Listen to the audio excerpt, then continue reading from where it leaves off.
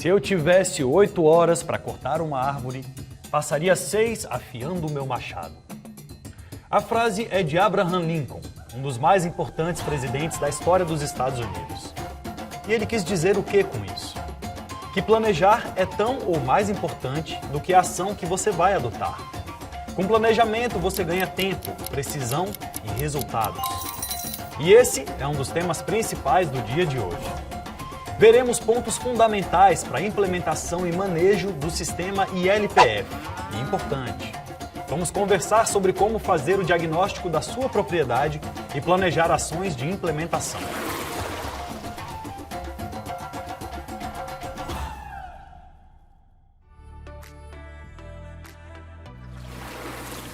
Vamos iniciar então pela primeira etapa dessa nossa jornada, o diagnóstico da sua propriedade.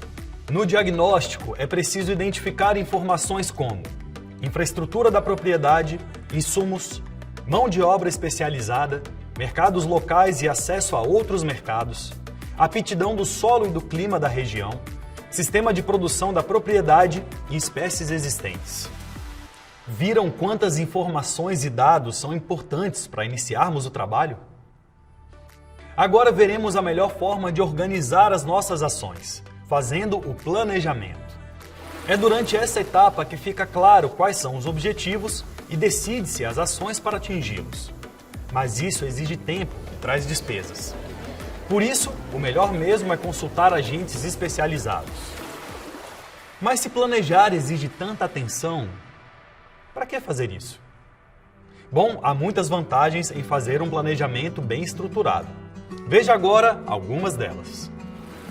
Com o planejamento, você consegue esclarecer os objetivos do projeto, deixar os trabalhadores e trabalhadoras mais cientes do que devem fazer, verificar se é possível mesmo realizar as ações e ainda melhorar o aproveitamento dos recursos disponíveis, como máquinas, pessoas e insumos.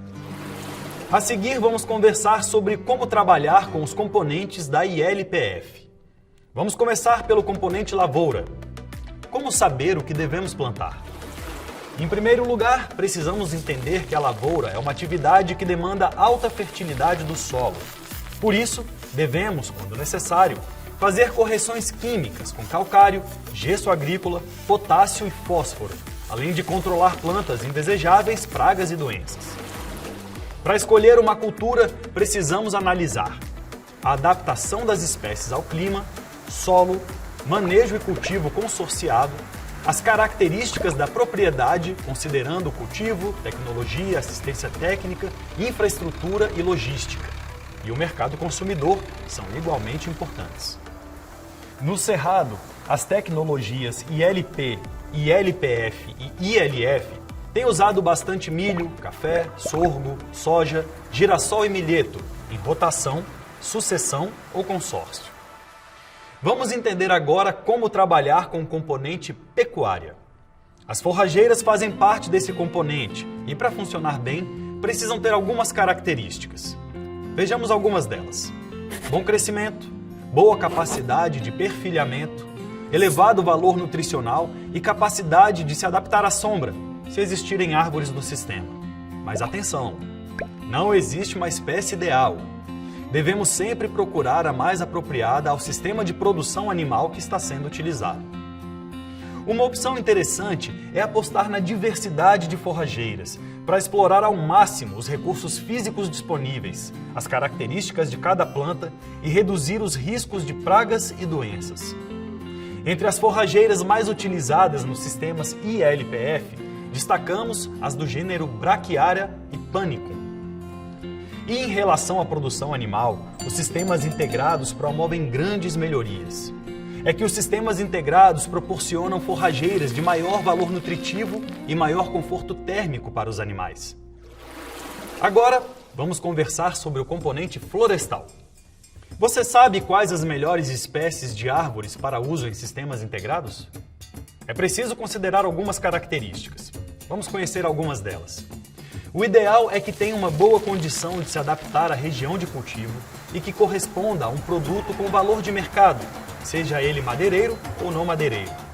Preste atenção também se ela inibe o desenvolvimento de outras espécies, se tem boa taxa de crescimento, se não é tóxica para os animais e se a copa é alta. O eucalipto é o mais utilizado em sistemas de integração porque possui rápido crescimento e altura de copa compatível com a integração com outros componentes. Mas, como já conversamos antes, outras espécies florestais têm sido incorporadas, inclusive espécies nativas do cerrado com diversas finalidades. Agora precisamos entender como e o quanto plantar. Estamos falando do arranjo espacial. Você sabe como serão plantadas as árvores do componente florestal? Por exemplo, definir o número de árvores por hectare e o espaçamento entre elas depende do objetivo quanto ao uso da produção florestal.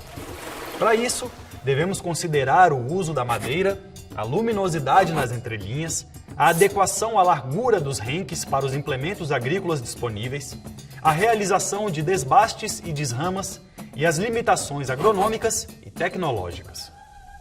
E como incluir os animais em sistemas que contêm o componente arbóreo?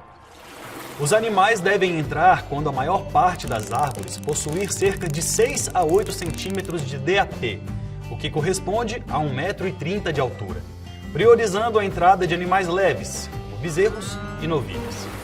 Bom, com isso concluímos nosso encontro de hoje.